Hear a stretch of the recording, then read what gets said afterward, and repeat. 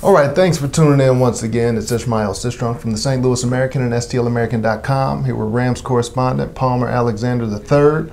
Palmer, we're in exciting times. We got the NFL season kicking off. Wednesday night, we actually got the champion, Super Bowl champion, New York Giants versus the Dallas Cowboys. But more importantly for our viewers, the St. Louis Rams kick it off this week versus the Detroit Lions.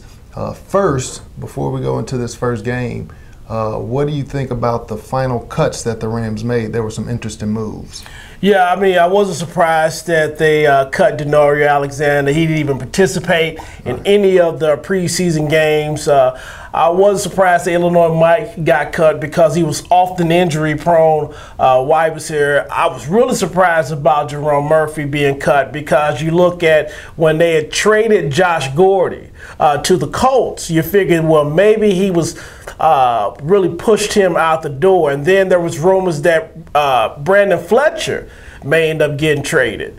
So that also led to speculation that maybe, you know, Murphy might be that guy. And then all of a sudden, now he's gone. And then he's in New Orleans right now. So maybe Fletcher is safe. Who knows? But I was, was I happy that Kellen Clemens got cut? Absolutely.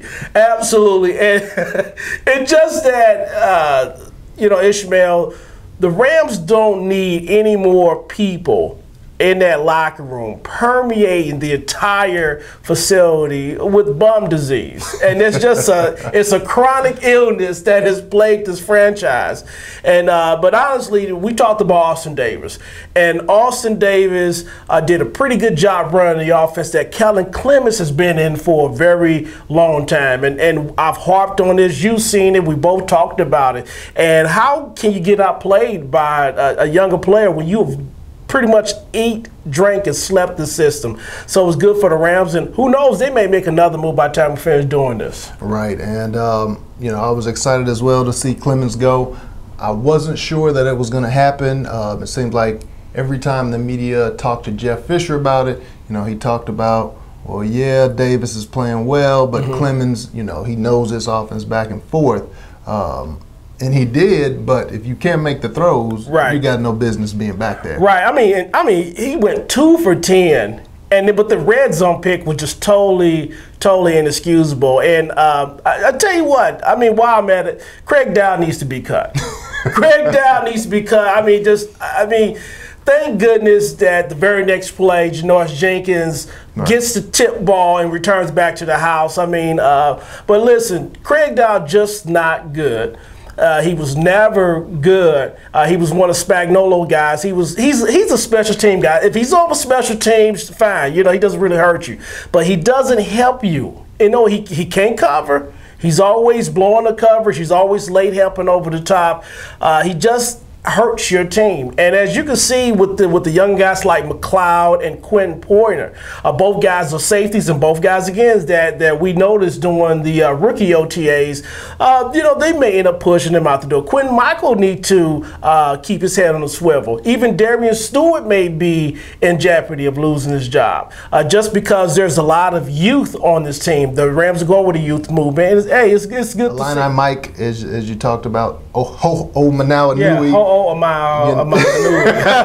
Exactly. And that's probably why it was cut. They couldn't figure out how to say his name. Fisher just said, to hell with it.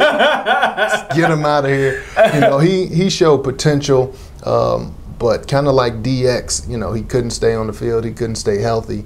And then he would have drops, you know, every now and then. The one that surprised me, like you talked about, was Murphy. I think Murphy was he was a decent player. I don't think he had to be cut. I think they shopped him around, you know, trying to get a deal. Couldn't find anybody to take him. So and that was because he was just coming off an injury. He was still recovering from an injury. Another guy, they traded Greg Salas. And You know, I don't. The thing about Greg Salas is Greg Salas was a timid route runner. He ran a route like he was walking to a dark, cluttered room, and he was looking for a light switch. He could never find it. It was just something about him. He wasn't sure with his route run. I think the thing that's what gave Austin Pettis the edge. Even though I am not the biggest Austin Pettis guy, you can give him credit. He'll just put himself in positions where a lot of guys won't do that. And, he showed that he can be able to make tough catches, and I think Salas just wasn't that good. But, hindsight being 2020, who knows what's going to happen. Plus, Illinois Mike is up there with him now. He recently signed with the New England Patriots. So going into the season, going into the game Sunday versus the Detroit Lions, there's definitely a lot of new faces. I can't remember off the top of my head how many starters are returning, but it's just a handful on both offense and defense. How do you think the Rams, the new Rams, will look against Detroit? Detroit is a power player, right? So how do you think the Rams will fare in Week 1? Well, I expect the Rams to go up there and win against Detroit, and the reason why I expect them to do that is that the Rams, they have nothing to lose. They have everything to gain. I think there's still a bit of newness, and I think that may help some of those young guys out. They may be oblivious to what is going on as far as this is the first game of a new regime or what have you. So I think they're going to play with a lot of fun. The expectation on the Lions are a lot bigger. Matthew Stafford had an outstanding year, threw for over 5,000 yards, and you got Ndamukong Suh, you got Fairley on the defensive front line. They have a great secondary up there. So there's less pressure on the Rams to go up there and do something. I think Brian Schottenheimer has shown in the last couple of games, the games that the Rams won, the play calling.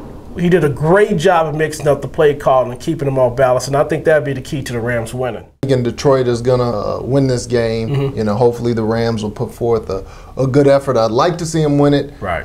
But I know preseason doesn't mean too much, but if you look at the preseason games, when the Rams played at home, they executed well. Yes. They played very well. When they went on the road, they looked lost. Right. They didn't really achieve much. And a lot of times with young teams, that's what you're going to get with young teams. When you go on the road, you have all those distractions.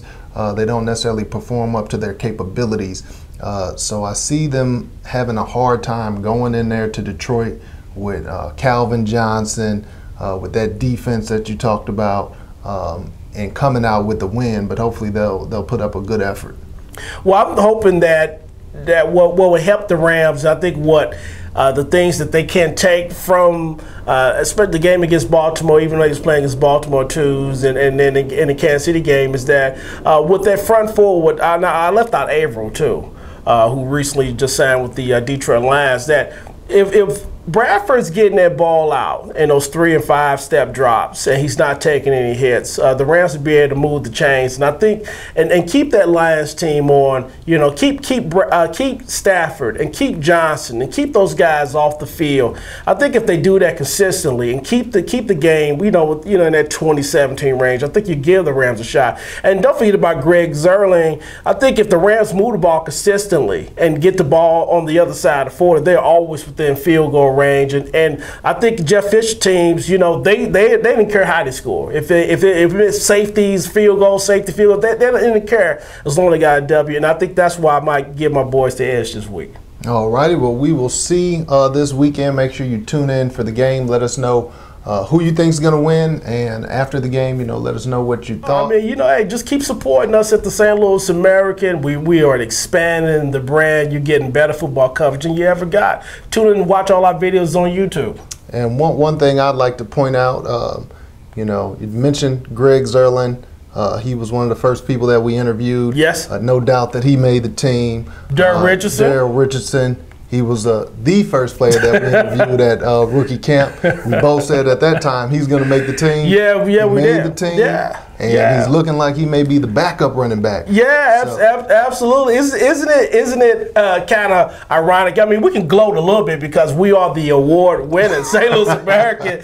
We give it to you first. You didn't hear it first from ESPN. You didn't hear it from can't finesse any of those other outlets. You know, we told you guys first. I don't want to say I told you so, but I told you so. Thanks again for tuning in. Once again, I'm Ishmael Sistrunk with stlamerican.com, the St. Louis American, here with Palmer Alexander. Be sure to check us out on YouTube, on stlamerican.com, and in the newspaper on Thursdays.